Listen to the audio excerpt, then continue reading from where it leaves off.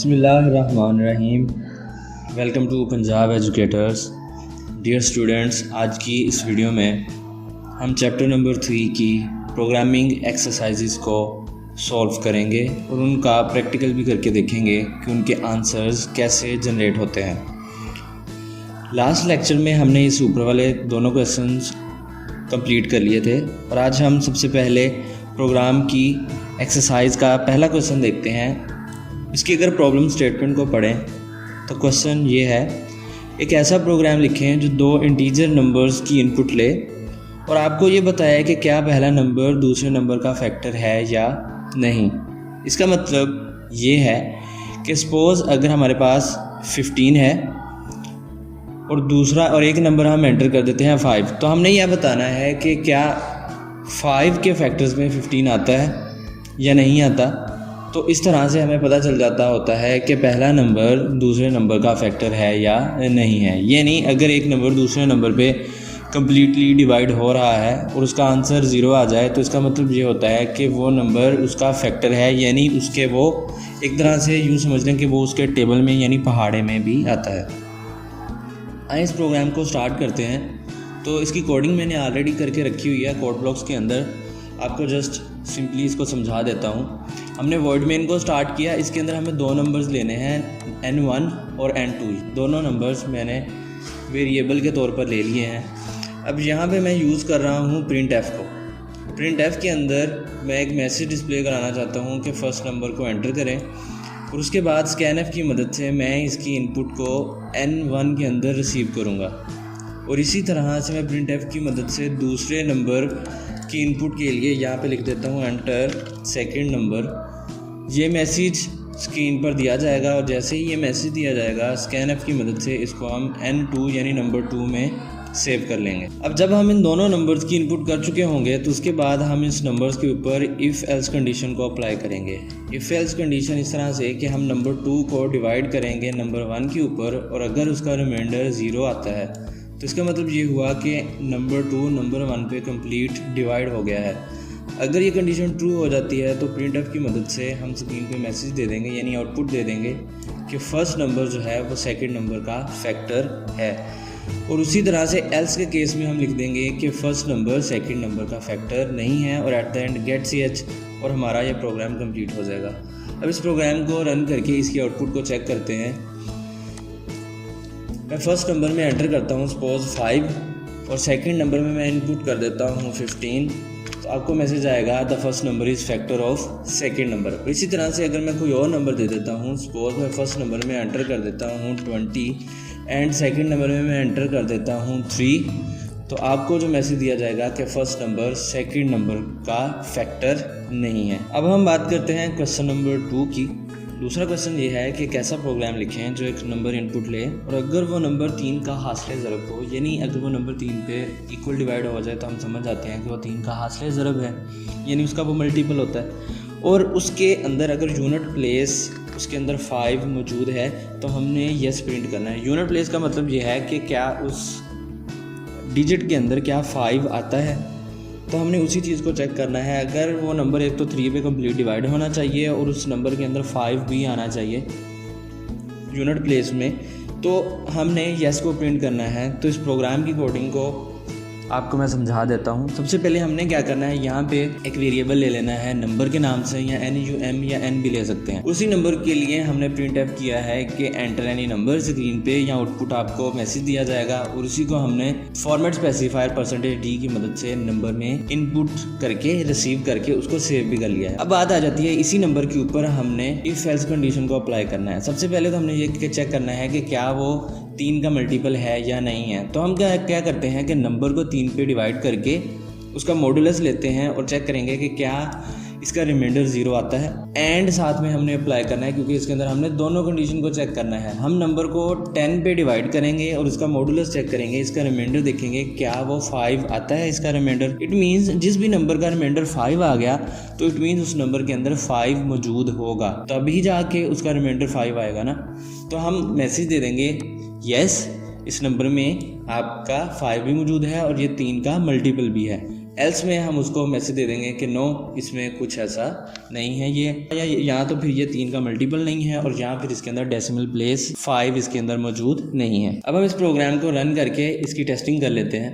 इस प्रोग्राम के अंदर मैं जैसे एक नंबर एंटर करना चाहता हूँ, मैं 75 एंटर कर देता हूँ तो मुझे मैसेज दिया गया है कि यस, क्योंकि ये 3 का मल्टीपल भी है 75 और इस नंबर के में 5 भी इसके अंदर आ रहा है। अब हम इस प्रोग्राम को दोबारा रन करते हैं और इसके अंदर कोई और नंबर एंटर करते हैं। सपोज मैं 80 एंटर करता हूँ तो मुझे मैसेज दिया जाएगा कि नो, क्योंकि 80 के अंदर 5 तो है ही नहीं और ना ही यह 3 का मल्टीपल है। क्वेश्चन नंबर 3 ये है कि हमने एक ग्रोसरी की मार्केट में जाना है, ग्रोसरी मार्ट पे चले जाते हैं और वहाँ पे डिफरेंट किस्म के डिस्काउंट अवेलेबल हैं।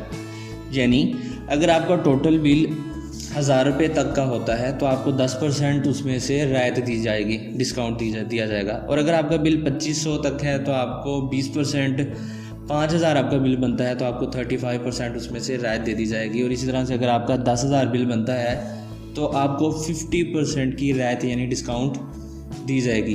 हालांकि एक्चुअल में इतनी बड़ी डिस्काउंट दी नहीं जाती, लेकिन हमने इस प्रोग्राम के अकॉर्डिंग ही अपने प्रोग्राम को लिखना है। ये भी करना है एट द एंड, ये भी देखें कि हमने एक प्रोग्राम लिखे हैं जो कुल बिल इनपुट ले, यानी हमने टोटल बिल को इनपुट देना है और हमने बताना है कि सारा को कितना डिस्काउंट हुआ है, यानी उस बंदे को हमने कितना डिस्काउंट हुआ और डिस्काउंट के बाद अब उसने कितनी कीमत है जो उसने पे करनी है और अब उसको बताना है कि बिल उसने कितना पे करना है। तो आए सबसे पहले इसकी कोडिंग की तरफ आ जाते हैं। कोड ब्लॉक्स के अंदर हम इसमें कोशिश करेंगे, क्योंकि इसके अंदर परसेंट में आपके डिस्काउंट कैलकुलेट होंगे तो हो सकता है आपके पॉइंट्स में आंसर आ जाए, इसलिए मैं कोशिश करूँगा कि सारे वेरिएबल्स जो हैं वो फ्लोट में ले लूँ।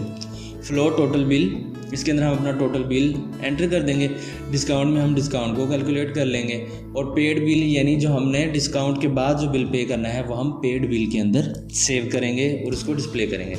सबसे पहले हमने इनपुट लेनी है टोटल बिल की, तो उसके लिए हमने पहले मैसेज दे देना है। मैसेज देने के बाद फॉर्मेट स्पेसिफायर F की मदद से हमने टोटल बिल के अंदर बिल को एंटर करवा लेना है। जैसे ही ये इनपुट हो जाएगी हम इसके ऊपर इफ़ एल्स को अप्लाई करेंगे। इफ़ एल्स के अंदर हम क्या करेंगे, अगर हमारा टोटल बिल ज़्यादा हो जाता है 1000 से और हमारा टोटल बिल लेस देन है 2500 से, यानी 2500 से कम है, 1000 से लेके 2500 तक है, उसको कितना डिस्काउंट देना है, 10% डिस्काउंट देना है। तो डिस्काउंट किसके इक्वल हो जाएगा, टोटल बिल को मल्टीप्लाई कर देते हैं 10 के साथ और उसको डिवाइड कर देंगे 100 के साथ। ये 0.0 और 0.0 इसलिए लगाए गए हैं क्योंकि ये फ्लोट में वेरिएबल्स हैं, तो इसलिए इनके साथ 0.0 लगा दिया जाता है। अगर ना भी लगाएं तो बेसिकली कोई एरर नहीं आता। तो हमारा 10% डिस्काउंट कैलकुलेट होके डिस्काउंट के अंदर सेव हो जाएगा।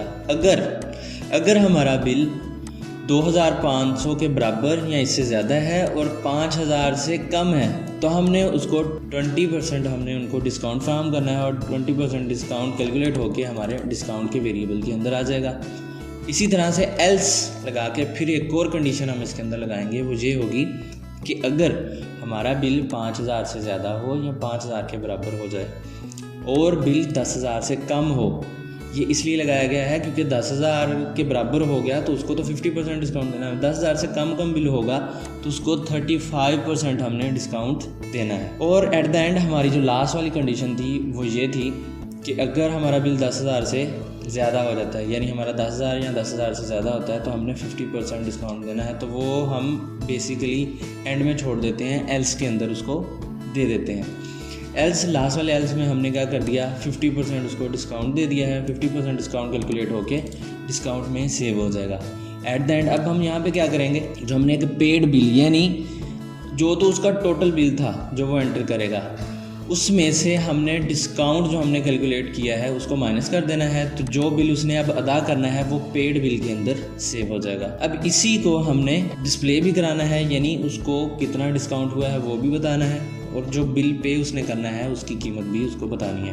तो हमने प्रिंट एफ की मदद से लिख दिया your discount is %f discount, यानी आपको डिस्काउंट कितना मिला है वो आ जाएगा और आपका बिल डिस्काउंट के बाद कितना है वो हमने यहाँ पे दे देना है। अब इस प्रोग्राम को हम सिंपली रन करके देख लेते हैं। एंटर टोटल बिल मैं यहाँ पे एंटर कर देता हूँ, सपोज 2500, योर डिस्काउंट इज़ 500, 20% के अकॉर्डिंग ये हमारा 500 बनता है और your bill after discount is 2000, यानी अब उसने 2000 रुपये पे करने हैं। 2500 में से 500 उसको डिस्काउंट हो गया और अब वो 2000 रुपये पे करेगा। और इसी तरह से बाकी सारी कंडीशंस हैं। आप इसको एक दफ़ा और रन करके देख लेते हैं। सपोज मेरा बिल बनता है 12,000, तो मेरा डिस्काउंट 6,000 रुपये हो जाएगा। 12,000 में से 6,000 निकल के, तो मुझे अब टोटल बिल जो पे करना है वो 6,000 होगा। अब हम बात करते हैं नेक्स्ट प्रोग्राम की। क्वेश्चन नंबर 4 वो ये है कि कैसा प्रोग्राम लिखें जो प्रोडक्ट की एक्चुअल प्राइस यानी उसकी ओरिजिनल प्राइस और उसकी सेल प्राइस की इनपुट ले और बताए कि क्या आपने प्रोडक्ट को फ़ायदे में बेचा है, क्या आपको प्रॉफिट हुआ है या नहीं, या आपको नुकसान हुआ है। और प्रोग्राम ये भी बताए कि कितने फ़ीसद फ़ायदा हुआ है और अगर नुकसान हुआ है तो वो भी कितने % हुआ है। तो आए अब हम कोडिंग की तरफ आ जाते हैं। कोडिंग में अगर हम देखें, सबसे पहले हमें इस प्रोग्राम में सबसे पहले ये देखना है कि हमने इनपुट कौन सी लेनी है। हमें ओरिजिनल प्राइस देनी है चीज़ की कि उसकी असल कीमत कितनी है और उसकी सेल प्राइस कितनी है, उसको कितने में बेचा, असल कीमत उसकी कितनी है, बेचा कितने में है, प्रॉफिट कितना हुआ और लॉस कितना हुआ। हमने ये चारों वेरिएबल्स फ्लोट टाइप के डिक्लेयर कर लिए हैं क्योंकि हमें पता नहीं प्रॉफिट कितना हो, और क्योंकि उनकी हमने परसेंटेज में वैल्यूज़ निकालनी है, तो इसी वजह से मैंने इनको फ्लोट में ले लिया है। इनपुट के लिए हम पहले मैसेज देंगे कि ओरिजिनल प्राइस प्रोडक्ट की एंटर करें, ये स्क्रीन पे आउटपुट दे दी जाएगी और फिर हम %f ओरिजिनल प्राइस में हम इसको सेव करा लेंगे। इसी तरह से सेल प्राइस प्रोडक्ट की इनपुट कराएंगे, उसके लिए मैसेज देंगे और फिर उसको सेल प्राइस पे सेव कर देंगे।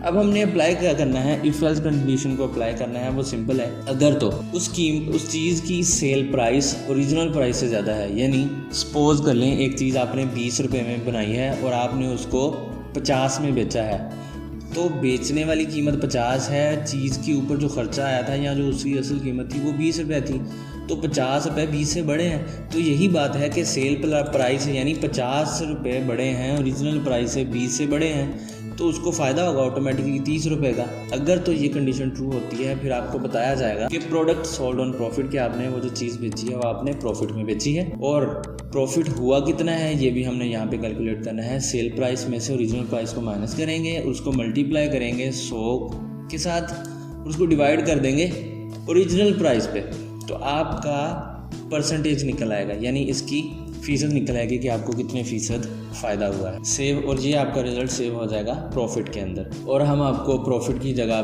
प्रॉफिट से आपकी सारी वैल्यू इस जगह पे आपको डिस्प्ले कर दी जाएगी। और इसी तरह से एल्स के केस में printf product sold on loss, वरना ऑटोमेटिक सी बात है अगर हमारी ये कंडीशन गलत हो जाती है तो इसका मतलब यही होगा कि आप लॉस में गए हैं। आपकी जो प्रोडक्ट आपने बेची है वो आपने लॉस में बेची है, और आपने लॉस कैलकुलेट करना हो तो हम ओरिजिनल प्राइस पहले लिखेंगे, ओरिजिनल प्राइस में से सेल प्राइस को माइनस करेंगे। लॉस के केस में ये उल्टा हो जाएगा, उसको मल्टीप्लाई 100 करेंगे और डिवाइड कर देंगे ओरिजिनल प्राइस से, तो हमारा लॉस कैलकुलेट हो जाएगा और हम लॉस को यहाँ पे डिस्प्ले कर देंगे। इस प्रोग्राम को रन करके देखते हैं। हम प्रोडक्ट की ओरिजिनल प्राइस में एंटर करता हूँ 20 और उसकी सेल प्राइस में एंटर करता हूँ, मैंने उसको 50 में बेचा है, तो वो क्या कहेगा, आपको बताएगा कि product sold on profit is 150%। और अब हम इसी प्रोग्राम को दोबारा रन करके देखते हैं, उसका लॉस भी अभी हम कैलकुलेट करते हैं। प्रोडक्ट की ओरिजिनल प्राइस 50 है लेकिन हमने उसको बेचा 30 में है, तो आपने जो प्रोडक्ट बेची है वो लॉस में बेची है। 50 की चीज़ बना के 30 में बेच रहे हैं तो आप लॉस में ही है ना, तो लॉस आपका कितना है, वो 40% है। अब हम बात कर लेते हैं क्वेश्चन नंबर 5 की, कि आप एक ऐसा प्रोग्राम लिखें हैं जो मुसल्लस की 3 साइड्स की इनपुट ले और वो बताए कि क्या ये कायमा ज़ाविया मुसल्लस है या नहीं है। ठीक है, कायमा ज़ाविया मुसल्लस वो होती है जिसमें उसका जो वितर होता है वो बराबर होता है base square plus height square, यानी उसकी बुनियाद का स्क्वायर ले लिया जाए और उसकी हाइट यानी उसकी ऊंचाई का स्क्वायर ले लिया जाए, तो वो वितर के स्क्वायर के बराबर होती है। ठीक है, तो ऐसी कायमा ज़ाविया मुसल्लस हम उसको बोलते हैं। हमने यहाँ पे 3 वेरिएबल्स को ले लेना है, इंट हाइपोटेनस ले लें, बेस ले लिया, और थर्ड वेरिएबल हमने हाइट के तौर पर ले लिया, क्योंकि हमने इन तीनों को कैलकुलेट जो करना है। अच्छा, अब हम यहाँ पे इनपुट करवाएंगे एंटर वैल्यू ऑफ बेस के, बेस को एंटर करें, वो हमने बेस के वेरिएबल के अंदर सेव कर दिया। और इसी तरह से हमने कहा कि एंटर वैल्यू फॉर हाइट, आप हाइट एंटर करें तो उसको हमने हाइट के अंदर सेव करा लिया। इसी तरह से एंटर वैल्यू फॉर हाइपोटेनियस, और उसको हमने हाइपोटेनस के वेरिएबल के अंदर इनपुट रिसीव कर ली यहाँ पे। अब हमने जो इफ एल्स लगानी है वो सिंपल इसी के ऊपर लगानी है कि हाइपोटेनियस का स्क्वायर ले लिया जाए, हाइपोटेनियस का square, hypotenuse multiply by hypotenuse in brackets के अंदर रख दिया है ताकि पहले ये भी कैलकुलेट हो। ठीक है, यानी इसकी वजह से हाइपोटेनियस मल्टीप्लाई हाइपोटेनियस यानी ये इसका स्क्वायर ले लेगा। क्या वो इक्वल टू है बेस मल्टीप्लाई बाय बेस यानी base square plus height square? क्या ये सारी कंडीशन इक्वल होती है एक दूसरे के ऊपर? अगर ये कंडीशन बिल्कुल ट्रू होती है तो हम बताएंगे कि जी हाँ ये एक राइट एंगल ट्रायंगल है, वरना हम कहेंगे कि ये एक राइट एंगल ट्रायंगल है ही नहीं। ठीक है, हम इस प्रोग्राम को सिंपली रन करके देखते हैं। बेस मैं एंटर कर देता हूँ सपोज 5 और मैं हाइट एंटर कर देता हूँ इसके अंदर 2, हाइपोटेनियस इसके अंदर मैं एंटर कर देता हूँ 3। तो it is not a right angle triangle, क्योंकि ये इन दोनों का हाइट और हाइपोटेनियस हाइट और बेस का स्क्वायर अगर ले लिया जाए तो वो हाइपोटेनियस के इक्वल नहीं आ रहा है। ठीक है, अब हम चलते हैं अपने नेक्स्ट प्रोग्राम की तरफ, जो कि क्वेश्चन नंबर 6 है। वो ये है एक आईटी यूनिवर्सिटी में दाखिले के लिए अहलियत का मेयार ये है, यानी उसके अंदर अगर आपने एडमिशन लेना है एक यूनिवर्सिटी के अंदर तो उसके लिए आपके पास क्या क्या रिक्वायरमेंट्स हैं, यानी उसके लिए आपका एलिजिबिलिटी क्राइटेरिया क्या है कि अगर आपने उसमें एडमिशन लेना है तो आपके पास आपके मार्क्स कितने होने चाहिए। यानी मैट्रिक में कम से कम 60% नंबर होने चाहिए, इंटरमीडिएट प्री इंजीनियरिंग या ICS में कम से कम 65% नंबर हों, दाखिला टेस्ट में यानी एंट्री टेस्ट में आपके कम से कम नंबर 65% होने चाहिए। अब एक प्रोग्राम लिखें जो मैट्रिक, इंटर और एंट्री टेस्ट यानी दाखिला टेस्ट, एडमिशन टेस्ट के हासिल करदा नंबर और कुल नंबर की इनपुट ले और बताए कि क्या तालिब इल्म वो जो स्टूडेंट है वो एलिजिबल है यूनिवर्सिटी में एडमिशन लेने के लिए या नहीं है। तो आइए इसी प्रोग्राम की कोडिंग की तरफ चलते हैं। सबसे पहले हमने यहाँ पे वेरिएबल्स लिए हैं क्योंकि हमने मैट्रिक के मार्क्स लेने हैं और मैट्रिक के टोटल मार्क्स लेने हैं। इसी तरह से इंटरमीडिएट के मार्क्स लेने हैं और टोटल इंटरमीडिएट के मार्क्स लेने हैं कि टोटल कितने नंबर थे उनमें से आपके कितने आए हैं। इसी तरह एंट्रेंस टेस्ट यानी एंट्री टेस्ट में आपके कितने नंबर हैं और टोटल नंबर कितने थे। उसी तरह से फ्लोट के अंदर हमने ले लिया कि मैट्रिक की परसेंटेज और इंटरमीडिएट की परसेंटेज और परसेंट एंट्रेंस, और एंट्रेंस के अंदर आपके कितने परसेंट आपके मार्क्स हैं, यानी इन्हीं को हम डिवाइड करके हम क्या कर लेंगे, इनकी परसेंटेज को कैलकुलेट कर लेंगे। ओके, नीचे आ जाते हैं। हमने सबसे पहले इनके क्या करना है, सबसे पहले तो मैसेजेस देने हैं कि मैट्रिक के मार्क्स की इनपुट करें, उनको हम मैट्रिक मार्क्स अंडरस्कोर मैट्रिक में सेव कर लेंगे। इसी तरह से हमने मैट्रिक के टोटल मार्क्स उसकी इनपुट करा लेनी है। फिर इसी तरह से हम क्या करेंगे, इंटरमीडिएट के जो मार्क्स आपने ऑब्टेन किए हैं उसकी इनपुट ले लेनी है, और फिर इंटरमीडिएट के अंदर जो टोटल मार्क्स थे उनकी इनपुट ले लेनी है। फिर एंट्री टेस्ट में आपने जो पेपर दिया है एंट्री टेस्ट का, उसमें आपने कितने मार्क्स हासिल किए हैं और उसके टोटल मार्क्स कितने थे। नेक्स्ट हमने अब बात क्या करनी है, इनकी परसेंटेज को कैलकुलेट करना है। मैट्रिक की परसेंटेज कैसे निकलेगी, परसेंट अंडरस्कोर मैट्रिक जो हमने ऊपर वेरिएबल बनाया था उसको क्या करेंगे, मार्क्स मैट्रिक जो आपने मैट्रिक में मार्क्स लिए हैं उसको मल्टीप्लाई करें 100 और डिवाइड कर देंगे टोटल मैट्रिक मार्क्स के ऊपर, तो आपकी मैट्रिक की परसेंटेज निकल आएगी। फिर इसी तरह से इंटरमीडिएट का आपने सेम करना है कि आपने इंटरमीडिएट के अंदर जो आपने 10 मार्क्स लिए हैं उसको मल्टीप्लाई करेंगे 100 से, उसको डिवाइड कर देंगे जो टोटल मार्क्स थे इंटरमीडिएट उसके ऊपर, तो आपकी इंटरमीडिएट की परसेंटेज कैलकुलेट होकर इधर आ जाएगी। अब नेक्स्ट आ जाती है बात एंट्रेंस टेस्ट की। परसेंट एंट्रेंस के अंदर हमने क्या करना है, एंट्रेंस टेस्ट में आपने जितने नंबर हासिल किए हैं उसको मल्टीप्लाई करेंगे 100 के साथ और उसको डिवाइड कर देंगे टोटल एंट्रेंस के जो मार्क्स थे उसके ऊपर, तो आपकी एंट्रेंस टेस्ट यानी एंट्री टेस्ट में जितने नंबर थे वो कैलकुलेट हो जाएंगे। अब हमने सिंपल यहाँ पे कंडीशन अप्लाई ये करनी है, वो ये होगी, हमने इन सब की परसेंटेज को कैलकुलेट करना है और इनके दरमियान में हमने एंड ऑपरेटर को यूज़ करना है। एंड ऑपरेटर इसलिए यूज़ करना है क्योंकि हमें मैट्रिक में 60% होने चाहिए, इंटर में 65% मार्क्स चाहिए और एंट्री टेस्ट में भी कम से कम 65% नंबर होने चाहिए, तभी जाके एडमिशन होगा, वरना किसी एक में भी आपकी ये कंडीशन मीट नहीं की, यानी अगर आपने एंट्री टेस्ट में 65% से कम नंबर ले लिए तब भी आपका एडमिशन नहीं होगा, लेकिन बेशक बाकियों में आपके 80% भी हों लेकिन आपका एडमिशन नहीं होगा। ठीक है, तो इसी के ऊपर बात करेंगे। परसेंट मैट्रिक अगर वो ग्रेटर देन है 60 से और इंटरमीडिएट की जो परसेंटेज है वो ग्रेटर देन इक्वल टू 65 है, ठीक है, और मैट्रिक के भी इसी तरह इक्वल टू ही है। जो आपने एंट्रेंस टेस्ट में की जो परसेंटेज है वो भी 65 से अबव है, ये इसके इक्वल है, तो हमने उसको मैसेज देना है कि student is eligible for admission. Else में हमने बता देना है कि student is not eligible for admission, कि उसका एडमिशन नहीं हो सकता।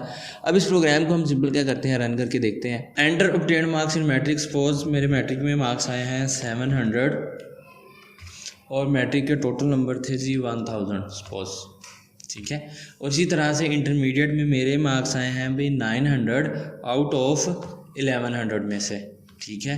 एंट्रेंस टेस्ट में मेरे मार्क्स आए हैं 80 और एंट्री टेस्ट का टोटल मार्क्स थे 100, तो उसने मैसेज दे दिया है कि student is eligible for admission. Okay, अब हम इसी प्रोग्राम की दूसरी सीक्वेंस को देखते हैं। मैट्रिक के अंदर मेरे मार्क्स आ जाते हैं जी 600 और मेरे टोटल मार्क्स थे 1000, तो ये तो 60% बन जाएंगे तकरीबन। और इंटरमीडिएट में मेरे मार्क्स थे 700 और टोटल मार्क्स थे 1100, तो इसी तरह से एंट्री टेस्ट में मेरे मार्क्स आ गए 70 आउट ऑफ 100। तो यहाँ पे student is not eligible for admission, क्योंकि इंटरमीडिएट में मेरे 65% मार्क्स नहीं बन रहे हैं। तो इस तरह से ये प्रोग्राम हमारा काम करेगा। अब हम नेक्स्ट क्वेश्चन की तरफ चले जाते हैं, जो कि लास्ट क्वेश्चन है, क्वेश्चन नंबर 7। क्वेश्चन ये है कि कैसा प्रोग्राम लिखें जो दिए गए टेबल के मुताबिक बताए कि मुलाजिम को कितना बोनस मिलेगा, ये नहीं। और इसके अकॉर्डिंग अगर हम देखें तो अगर एक एम्प्लॉय की सैलरी 10,000 है, कंपनी के साथ काम करते हुए 2 साल हो गए हैं और उसने बोनस टास्क 5 पूरे किए हैं, तो हमने उसको 1500 बोनस देना है। सैलरी 10,000 ही हो लेकिन एक्सपीरियंस कंपनी के साथ 3 साल का हो गया हो, उसने बोनस टास्क 10 पूरे किए हैं, तो हमने उसको 2500 बोनस दे देना है। और अगर उसकी सैलरी 25,000 है, कंपनी के साथ काम करते हुए 3 साल हो गए हैं, बोनस टास्क 4 पूरे किए हैं, तो उसको 2000 बोनस। और अगर उसकी सैलरी 75,000 है, कंपनी के साथ काम करते हुए 4 साल हो गए हैं, 7 बोनस टास्क पूरे किए हैं, तो हमने उसको बोनस 3500 देना है। अगर उसकी सैलरी 1 लाख है और उसको कंपनी के साथ काम करते हुए 5 साल हो गए हैं, बोनस टास्क उसने 10 कंप्लीट किए हैं, तो हमने उसको बोनस 5000 देना है। अब हमने क्या करना है, प्रोग्राम क्या करेगा, मुलाजिम की तनख्वाह यानी एम्प्लॉय की सैलरी की इनपुट लेगा, उसका एक्सपीरियंस और उसने कितने टास्क बोनस टास्क कंप्लीट किए हैं उनकी इनपुट लेगा और स्क्रीन पर टोटल बोनस बता देगा कि आपको इतना बोनस इसके ऊपर मिलेगा। तो आए हम कोड ब्लॉक्स के ऊपर चलते हैं। पहले हमने क्या करना है, एक तो सैलरी इनपुट करानी है, दूसरा एक्सपीरियंस, तीसरा बोनस टास्क उसने क्या किए हैं, ये इनपुट कराएंगे और बोनस को हमने कैलकुलेट करना है। सबसे पहले मैसेज देंगे कि सैलरी एंटर करें, उसको हमने सैलरी के वेरिएबल के अंदर सेव कर लेना है और इसी तरह से उसका एक्सपीरियंस हमने ईयर्स में लेना है और उस एक्सपीरियंस को हमने सेव कर देना है एक्सपीरियंस के वेरिएबल के अंदर। एंड एट द एंड हमने उससे पूछना है कि आपने बोनस टास्क उस बंदे ने कितने कैलकुलेट किए हैं और हमने उसको बोनस अंडरस्कोर टास्क के वेरिएबल के अंदर इसे सेव कर देना है। अब बात आ जाएगी कि इसके ऊपर इफ एल्स कहाँ पे अप्लाई होगी। सैलरी अगर 10,000 है और उसका एक्सपीरियंस 2 साल के बराबर है और उसने बोनस टास्क 5 कंप्लीट किए हैं, तो हमने उसको बोनस देना है 1500 रुपये। सेकंड के ऊपर आ जाते हैं, सेकंड कंडीशन के ऊपर अगर उसकी सैलरी 10,000 है, एक्सपीरियंस 3 साल हो गया है, उसने बोनस टास्क 10 कंप्लीट किए हैं, तो हमने उसको बोनस 2500 देना है। उसी तरह से अगर उसकी सैलरी 25,000 है, एक्सपीरियंस कम से कम 3 साल के बराबर है और उसने बोनस टास्क 4 पूरे किए हैं, तो हमने उसको 2000 बोनस देना है। अगर सैलरी 75,000 है, एक्सपीरियंस को 4 साल हो गए हैं और उसने बोनस टास्क 7 पूरे किए हैं, तो हमने 3500 उसको बोनस देना है। और इसी तरह से अगर उसकी सैलरी 1 लाख है और उसको एक्सपीरियंस हो गया है 5 साल का कंपनी के साथ, उसने टास्क 10 कंप्लीट किए हैं, तो हमने उसको 5000 बोनस देना है। और एट द एंड हमने इस बोनस को स्क्रीन पर आउटपुट कर देना है यानी डिस्प्ले करा देना है। अब हम इस प्रोग्राम को रन करके देखते हैं। सपोज़ सबसे पहली मेरी सैलरी सपोज़ है 10,000 और मुझे कंपनी के साथ काम करते हुए हो गए हैं 2 साल और मैंने जो टास्क कंप्लीट किए हैं वो है 5, तो the bonus of the employee is 1500। तो ये बिल्कुल एक्यूरेट हमारा काम कर रहा है। इसी तरह से हम बाकी कंडीशंस के लिए भी इसको खुद से टेस्ट कर सकते हैं। तो डियर स्टूडेंट्स, मुझे उम्मीद है कि आपको इस प्रोग्राम की समझ आई होगी। मज़ीद नेक्स्ट लेक्चर के लिए हमारे चैनल को सब्सक्राइब कर लें। मिलते हैं नेक्स्ट लेक्चर में, तब तक के लिए ख्याल रखिएगा। अल्लाह हाफिज़।